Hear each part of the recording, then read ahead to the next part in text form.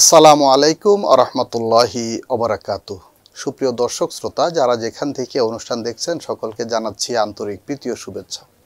প্রিয় দর্শক, এই অনুষ্ঠানে আমরা জীবন ঘনিষ্ঠ বিষয়গুলো ইসলামের আলোকে আলোচনা করে থাকি। আজকে আমরা অনুরূপ একটি বিষয় আলোচনা করব, আত্মীয় প্রতিবেশীর অধিকার। প্রিয় দর্শক, মহান আল্লাহ রব্বুল আলামিন আত্মীয়তার সম্পর্ক দিয়েছেন একটি নেয়ামত হিসাবে। আমাদের পিতা মাতা, ভাই বোন, আত্মীয় স্বজন একে অন্যকে আমরা নানানভাবে সহযোগিতা করে থাকি এবং এর মধ্যে যারা নিকটতম প্রতিবেশী তাদের রয়েছে বিশেষ অবদান। এই প্রসঙ্গে কোরআনে কারিমে আল্লাহ রব্বুল আলামিন বারবার বহু জায়গায় বলেছেন ওয়াল জারিজিল কুরবা, অর্থাৎ নিকট আত্মীয় প্রতিবেশী যারা তাদের অধিকার রয়েছে। সুতরাং আমরা সকল ক্ষেত্রে তাদের অধিকারগুলো পালন করা বা পূর্ণ করা আমাদের দায়িত্ব। আমাদের কোনো আত্মীয়, তাদের সাথে প্রথম কর্তব্য হলো সুসম্পর্ক বজায় রাখা।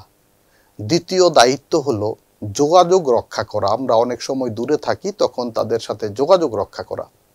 তৃতীয় দায়িত্বটি হলো তারা যদি অভাবী হন তাদের অভাব পূরণের চেষ্টা করা। প্রিয় দর্শক, আমরা পবিত্র রমজান মাসে যাকাত প্রদান করি, ফিতরা প্রদান করি, বিভিন্ন দান খয়রাত করে থাকি। এই সময় আমাদের আত্মীয় স্বজন এবং যারা প্রতিবেশী তাদের প্রতি আমাদের খেয়াল করতে হবে। হাদিস শরীফে এসেছে, রাসূল আকরাম সাল্লাল্লাহু আলাইহি ওয়াসাল্লামকে এক সাহাবী প্রশ্ন করলেন, ইয়া রাসূলুল্লাহ, আমি যদি আমার দান খয়রাত আমাদের আপনজন আত্মীয় স্বজনকে দান করি তবে কি সেটি হবে?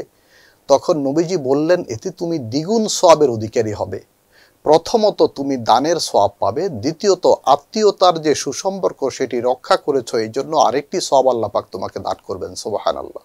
প্রতিবেশীর অধিকার সম্পর্কে প্রিয় নবীজি সাল্লাল্লাহু আলাইহি ওয়াসাল্লাম বলেছেন, ওই ব্যক্তি তো পরিপূর্ণ ইমানদার হবে না যেই ব্যক্তি তৃপ্তিসহ আহার করে আর তার প্রতিবেশী না খেয়ে থাকে। নাউজুবিল্লাহ। অর্থাৎ প্রতিবেশী যদি অভাবী হয় তাদের পানাহারের ব্যবস্থা করা এটি আমাদের কর্তব্য।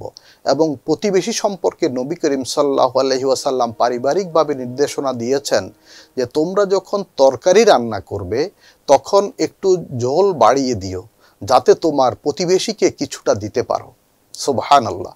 এমনকি রাসূল আকরাম সাল্লাল্লাহু আলাইহি ওয়াসাল্লামের কোনো খাবার দাবারের আয়োজন হলে, কোনো বকরি ছাগল জবাই হলে তিনি প্রথমেই প্রতিবেশীদেরকে দান করতেন। এমনও দেখা গেছে যে প্রতিবেশীদের দিতে দিতে পুরোটাই দিয়ে দিতেন। সুবহানাল্লাহ। হযরত ওমর রাদিয়াল্লাহু তাআলা আনহু, ওনার এক প্রতিবেশী ছিলেন ইহুদি। তিনি একটি বকরি জবাই করলেন এবং তিনি প্রথমে ইহুদির বাড়িতে পাঠালেন। তখন ওনার এক গোলাম বললেন যে খলিফাতুল মুসলিমিন, সেই লোকটি তো ইহুদি। তখন ওমর রাদিয়াল্লাহু তাআলা আনহু বললেন, ইহুদি হয়েছে তো কি, সে তো আমার প্রতিবেশী। অর্থাৎ প্রতিবেশী যদি ভিন্ন ধর্মেরও হয়, অমুসলিমও হয়, সে যাই হোক, সে বিশ্বাসী বা অবিশ্বাসী হোক, তাহলে তারপরেও তার প্রতি আমার দায়িত্ব কর্তব্য রয়েছে। তার সাথে সদ্ব্যবহার করা আমার দায়িত্ব এবং তার সাথে এই সদ্ভাব সুসম্পর্ক রাখা এটি তার প্রাপ্য অধিকার। প্রিয় দর্শক, আমাদের আত্মীয় স্বজন আপনজন যারা যেখানে আছে তাদের খোঁজ খবর নেওয়া, এমনকি ঈদে আনন্দে নানান পর্বে পার্বণে তাদের সাথে যোগাযোগ রক্ষা করা এটি আমাদের দায়িত্ব। প্রসঙ্গত রাসূল আকরাম সাল্লাল্লাহু আলাইহি ওয়াসাল্লাম বলেছেন, হাদিসে কুদসিতে আল্লাহ রব্বুল আলামিন বলেছেন, যেই ব্যক্তি প্রতিবেশীর সাথে দুর্ব্যবহার করে সে তো ঈমানদার নয়। নাউজুবিল্লাহ।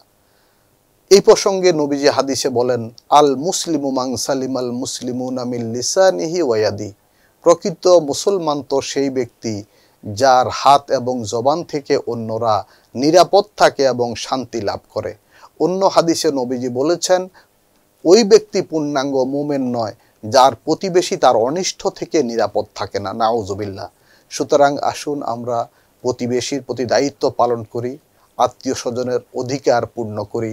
আল্লাহ রব্বুল আলামিন আমাদের সকলকে ভালো রাখুন, আমাদের দুনিয়ার জীবনকে সুন্দর করুন, আখেরাতে নাজাত দান করুন। আমিন। ওমা আলাইনা ইল্লাল বালাগুল মুবিন।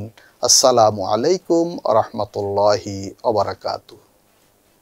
সংবাদ, ফিচার ও অনুষ্ঠানের জন্য ভিজিট করুন সংবাদ প্রকাশের ওয়েবসাইট এবং যুক্ত থাকুন ফেসবুক পেজ ও ইউটিউব চ্যানেলের সঙ্গে।